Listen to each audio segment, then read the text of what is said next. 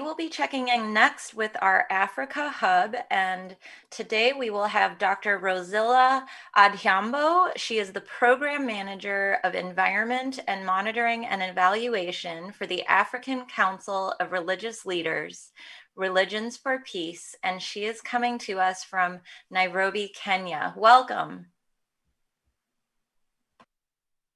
Oh, just Thank you, Lilani. So can I share my screen? Can I share my screen?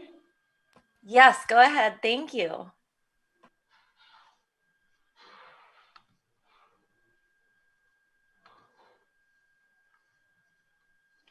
Thank you. So I will share on theme B and theme C.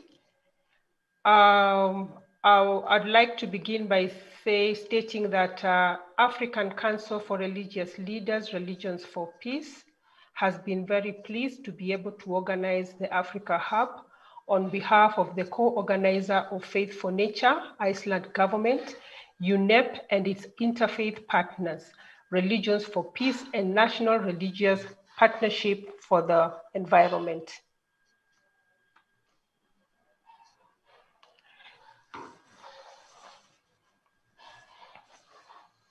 Challenges for FBOs in contributing to the SDGs.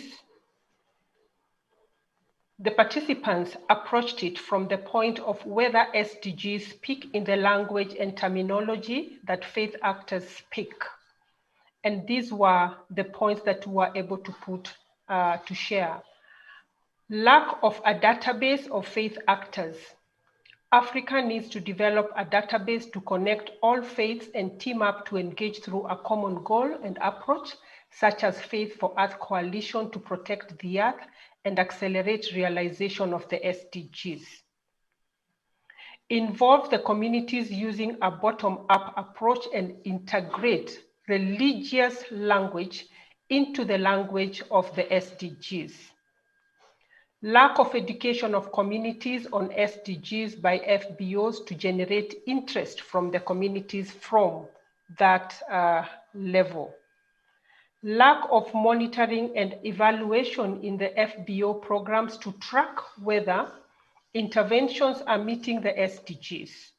This should help to identify their weak areas in terms of weighting the SDGs. Faith actors need to speak the language of social development without feeling that they have to adopt the donor language. And they should differentiate between whether they are monitoring for an external interest or for their own benefit. Resistance and fear by religious leaders that are fully adapting the UN system will make them lose their values and identities. So FBOs are trying to be cautious not to be a donor-driven organization. They want to be more authentic and more identified and associated with religion. So this is a challenge.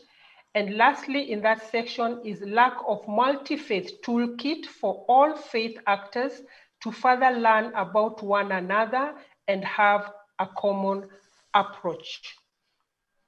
The second part of the discussion was, is there a challenge for religious leaders and faith actors working with science-based evidence?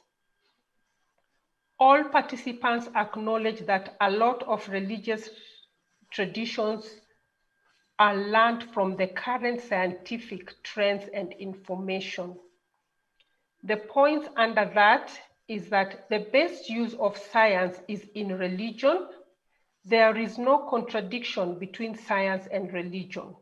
So there is need to seek the complementarity of science and religion in addressing the preservation of the environment as a goal within the SDGs.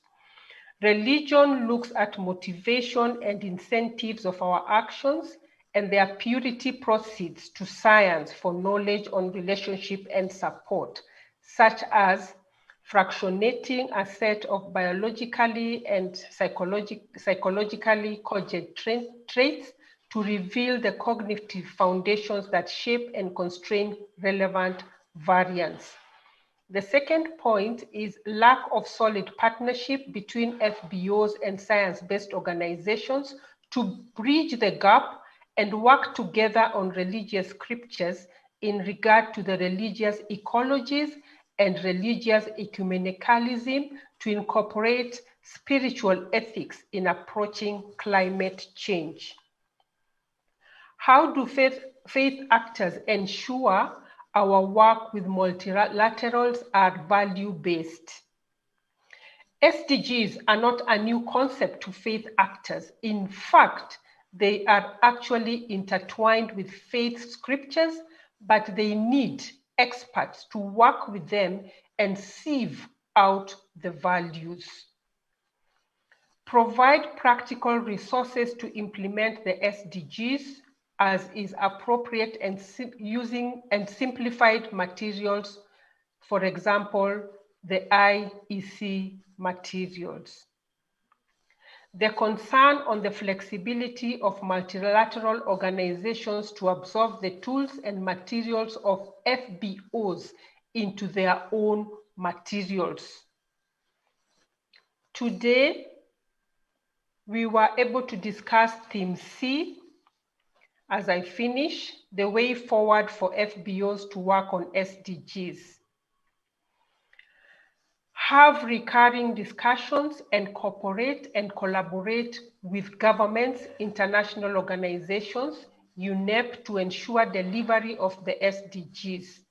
More faith forums to be held engaging FBOs specifically on SDGs informed by faith-based values and behaviors. Capitalize on the oneness of humanity and interdependence of humanity to accept and overcome our differences, diversity, as we live with nature. Incorporate SDGs on faith communities, but begin with sharing the scriptures, then link to SDGs. Involve religious scientists and academicians monthly to catch up with scientific updates and religious teachings to impact regional levels in order to overcome mistrust. Relook at sacred books to extract the nature-based values and use these to educate children and youth within the setups of various faiths. Trigger the consciousness of religious leaders to take care of the environment as part of their pastoral duties. To manage cultural challenges by appreciating that indigenous communities are part of the religious congregations and have an attachment to their traditional environments. Therefore, have a way to tap onto those linked to care of the environment as part of nature-based solutions. Embrace the intergenerational approach to collectively enrich, responsibly hand over, and collectively act on the SDGs. I wish to finish there and thank you for listening to me on behalf of Dr. Francis Kuria.